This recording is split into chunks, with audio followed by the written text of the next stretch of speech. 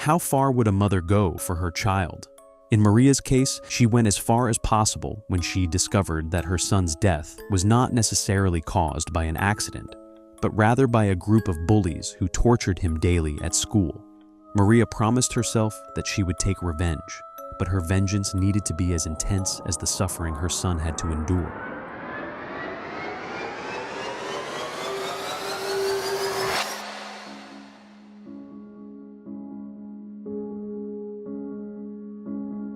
Before becoming an Avenger, Maria, who was previously known as Mari Nagare, was a gentle woman who cared deeply about Kiri's well-being, her only son. Marie would always ask how things were going at his school because she had already suffered from bullying and she did not want the same to happen to him. But unfortunately, she did not know that Kiri was living through a true hell every single day. The group that mistreated him was composed by Muta, Kumiru, Tsuyoshi, Tsubasa, and Okaya, the leader. They did all kinds of things to Kiri, and their ideas for hurting him were exceptionally varied. They would dunk his head in the toilet, force him to eat live cockroaches, and even place targets on his stomach to hit him with darts. As much as a good portion of these actions borders on exaggeration, the characters' personalities are not far behind, and this combination serves precisely to prevent us from feeling sympathy for them and to strip them of any humanity and compassion for what awaits them in Maria's hands. In addition to mistreating Kiri, each of them, individually, has their own small actions outside the group. Shikimi, for example, goes out with older men to extort them for being underage, while Kawazi takes pictures of his victims to force them to do whatever he wants in exchange for not revealing the atrocities that he himself commits. The strangest thing of all is that although they are the worst kind of people, they still show a blind devotion to Okaya, who deep down does not care about them at all and is only with them out of pure convenience. Yet at every moment, they chase after this unreal friendship. Kiri only became a victim because he decided to help a boy named Yuta who was suffering in the hands of the group. Yuta was replaced, and Okaya decided to torture him in every possible way, precisely because Kiri's gaze never broke, and that made him feel challenged. But things unfortunately reached a point of no return when Kiri was forced to go meet them at a certain place in the middle of the night. They used an app to manipulate the image of his mother to place it in an erotic context and tried to force him to post the video on social media. But when Kiri refused because he could not do that kind of thing to his mother, they gave him the option that if he jumped from the cliff where they were, they would delete the video. Of course, Kiri knew the tremendous risks because he could die from the fall, but Okaya left him with no options and said that he might be lucky enough to only have a few broken bones. Yuta unfortunately had to jump, and his mother, who had followed him to find it strange that he had left so stealthily, tracked his GPS and ended up seeing him injured on the ground. Despite the entire scene itself being very shocking because she had no idea what was happening, the worst came right after. Mari tried to reach him, but a truck was faster and completely crushed him right in front of her. She lay over his remains, screaming and begging for him to come back to life. Meanwhile, the group that had seen everything was somewhat fearful that this could be the reason they would be arrested. But Okaya only felt frustration because, to him, Kiri had won that battle of endurance since until the very end, he did not bend his knees exactly as he wanted. After that, Mari became so devastated by what had happened that she could not stop thinking that she and her husband, Taiichiro, were responsible for Kiri's death. Taiichiro was almost never present at home due to his duties as a detective, and they believed that Kiri had taken his own life. Before following Okaya's orders, he made sure that Kiri took off his shoes and wrote a farewell note. The police believed the case was not murder because they found a series of posts on Kiri's social media that talked about how much he hated his life and his parents. But of course, none of that had been done freely by him. Kiri's father ended up suffering at his job due to the numerous suspicions of abuse, and they tried to move on as best as they could until Mari found a purpose when she thought there was nothing left for her to do in her life. One day, she went through Kiri's belongings, and upon reading a diary he kept hidden, she learned about all the suffering that Okaya's group had caused her son. Mari put the pieces together and understood that all the signs suggesting her son had taken his own life had been fabricated. In addition to the diary, she also found videos of Kiri being hurt, and for a moment, Kiri's father ended up suffering at his, but then something crossed her mind, the desire for revenge, because she felt that they needed to be judged by her own hands. Mari began her plan by divorcing her husband without giving any explanation, and then underwent numerous plastic surgeries to facilitate her new identity as a nurse at the school where the aggressors studied, and thus, years later, she infiltrated it and began her hunt. The students adored her, and Maria, who had taken back her maiden name, pretended to be exactly the opposite of what her heart had become. She secured her position at the school by offering herself to the principal, and little by little, she gained everyone's trust. At no point did she think about backing down and leaving the past behind, because Okaya's group continued to act the same way. Maria wanted to tear them apart as soon as possible, because every time she saw Okaya acting like a good person, she felt that her son's memory was being subjected to constant suffering. There is a particular episode in which Okaya goes to the infirmary where she is to ask for permission to put up a poster about issues related to bullying on the door. It was during this conversation that Maria discovered that Okaya wanted to become a psychiatrist to save people's souls, which was extremely ironic considering the kind of person he was. But she knew that this was just another facade he used to hide his true personality. When Maria began her revenge, she first focused on Kawase, who cornered girls to abuse them, especially those he knew would not fight back. Maria managed to gain the trust of his victims by making them see her as a haven, and in doing so, she set up the entire stage she needed. One day, using one of the girls as bait, she confiscated his phone to obtain the evidence she wanted. But upon seeing it, all she could think about was the image of her son going through all of that at the hands of people like him.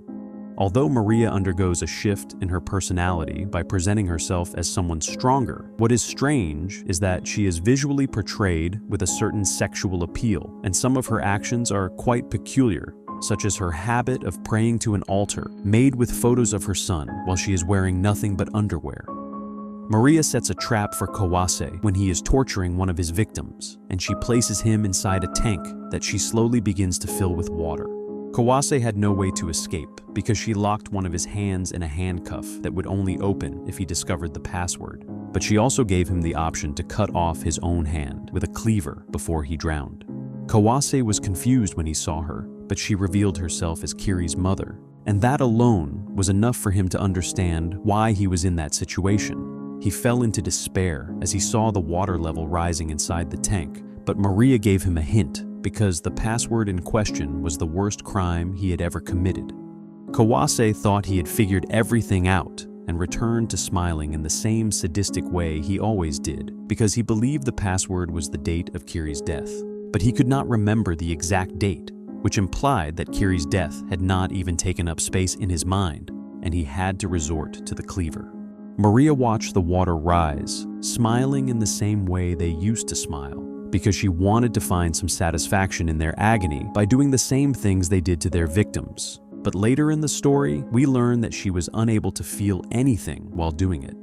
Kawase began to cut off his own arm, but the bone was too hard for him to remove it completely, and so his time ran out and the water killed him when the tank was filled.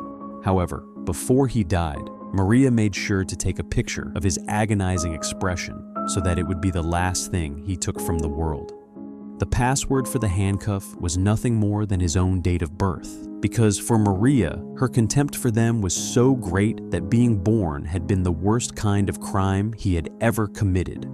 After a few weeks, Kawase's death was reported merely as a disappearance, and his friends did not suspect that an avenger was after them because he could have simply gotten into trouble during one of his ventures. Her second target was Shikimi, who among all of them had the most explosive temperament and the greatest need to draw attention to herself. Maria used the same tactics to corner her and made her argue with her friends by planting discord among them when she hid her gym clothes among Kanugawa's belongings, who obviously refused to be blamed for something he did not do. This small argument intensified when people began to say that she just wanted attention because no one would do something like that.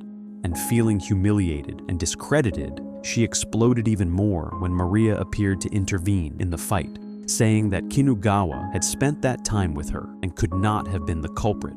She asked Shikimi to let it go, but she refused and heard from Maria that she was someone worthy of pity.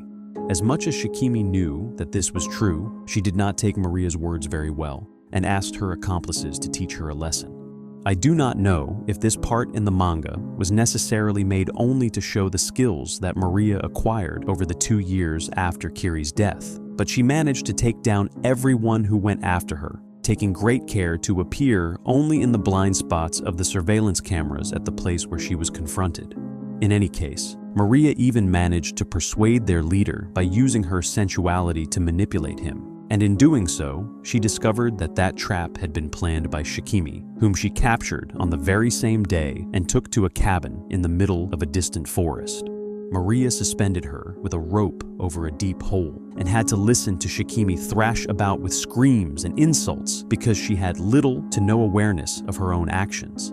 She explained that she would drop her into the hole, which was infested with insects, when the candle near the rope reached the right size for the flame to burn through it and make her fall, and that no matter how much she begged for help, no one would come, and she would die completely alone. But just as she had given Kawase a chance to escape with the password, she allowed Shikimi to send a single message to one person, with the rule that she could not ask for help or mention the situation she was in. But she did not make it easy, because she still had to retrieve the SIM card with her mouth from a box full of razor blades. As time was against her, Shikimi panicked at having to do that, but Maria told her to stop acting like a victim because she herself had made her son go through the same thing. Shikimi thought she needed to tell her friends that Kiri's mother was after them, but at the moment she had to send a message to one of them. The only option left was Okaya, but upon seeing the conversation she had with him, she realized that all of them had been one-sided because Okaya had never cared about any of them. Shikimi decided to message her accomplice, saying that she had found an older man who would be an easy target for them to extort money from. But even after sending the location of where she was, it was only at that moment that she discovered that Maria had already persuaded him to no longer get involved with her. He replied to the message telling her to never contact him again because Maria had already threatened him with the evidence of the crimes he committed. Shikimi was in disbelief when she realized that she had been manipulated into sending a message to the only person she thought would come for her, and Maria simply told her that it was her own fault, because in the end, she herself had allowed herself to be turned into a lone wolf. Shikimi reacted even more violently, saying that soon Maria would end up just like her son. And after hearing that, Maria thanked her for finally showing the demon she had always believed her to be. The candle's flame burned through the rope, and Shikimi fell disoriented to the bottom of the hole. Maria sat down, leaning against Shikimi's grave, while listening to her scream as she was killed by the infestation of centipedes, cockroaches, and scorpions. Her plan to eliminate Kawase and Shikimi had not been mere coincidence. She knew that if Okaya, Kinugawa, or Ashigi were killed first, they would find a way to escape to avoid ending up the same way. Maria became even more careful in her actions to avoid being discovered. But at this point, Okaya had already understood that they were being hunted, possibly because of Kiri's death. And beyond them, the police also began to move to discover the whereabouts of the killer, including Taichiro, who had no idea that the person behind it all was his ex-wife. Among the 3 remaining members of the group, Kinugawa was the only one who was affected by Shikimi's disappearance because they had grown up together. He began to search through her contacts, asking each of them for any information about her, which became a risk for Maria because the gang leader she had threatened was still alive, and he could break under torture and reveal everything. Maria had regretted not killing him when she had the chance, because on the day she thought about doing it, she felt as if Kiri had stopped her since he was not part of her plans for revenge. But if she left him alive, she would have no way to carry out all the suffering she had planned for them. What neither she nor the remaining members of Okaya's group expected was that the person they were looking for would be found dead days later on a road. The coincidence was far too great because it was obvious that Maria had been helped, and that help came precisely from Yuta, the boy who had been helped by Kiri and who had taken his place in the group's torture. Maria contacted him and revealed that she had discovered he had helped her because she was the only person who would benefit from the death of Shikimi's accomplice, meaning that the only reason for it would be if that ally was also a victim. Yuta became excited at the possibility of being a pawn in her plans because he had spent a long time feeling guilty about what had happened to Kiri, since even though he had been his friend, he left him alone in that situation without ever reporting what was happening. Yuta said that he had made plans to kill them, but that he could never carry them out because he considered himself too much of a coward to do so. But when by chance he saw her capturing Kawase, his suspicions were confirmed when he entered her house and found the evidence that she was an Avenger. Yuta believed he could help her with the smaller tasks, but when she left Shikimi's accomplice alive, he thought that could be dangerous, and in a sudden burst of courage, he killed him to be used as a tool for her revenge. Maria listened to him tell everything, but she did not want him involved in her plans. She told him to stay away and showed him that she had recorded everything. As cold as she acted toward him, she only wanted to prevent him from being exposed to all those horrors because he was the life her son had saved. The problem was that Yuta did not want to listen to her. On the contrary, he was determined to prove his worth.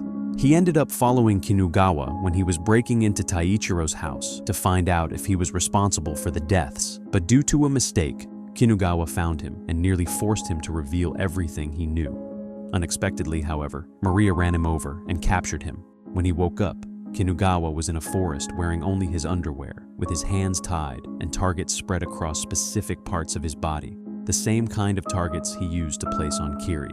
Maria appeared holding a crossbow and shot him when he tried to attack her.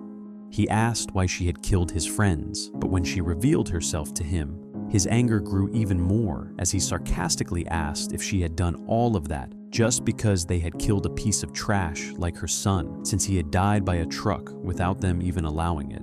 She shoved a dart into his mouth and explained that she would let him live if he managed to escape until the fireworks display at the festival was completely over.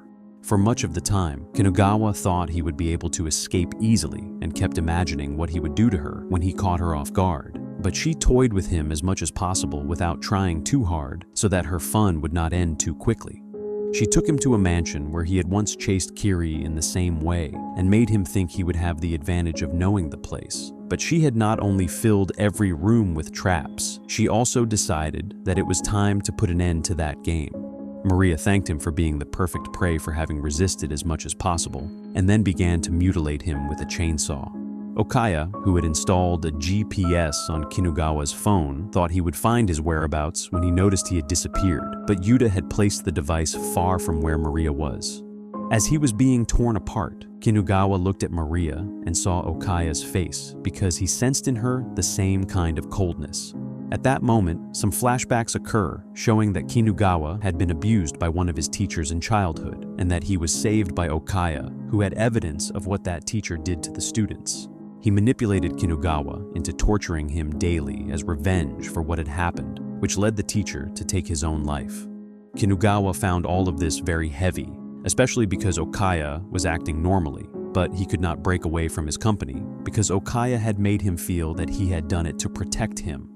Kinugawa begged for his life, saying he would do anything she wanted, but Maria said without any emotion that he had not stopped when her son begged him to stop. She said that there was no satisfaction in torturing someone in a one-sided way like they did, and finally killed him.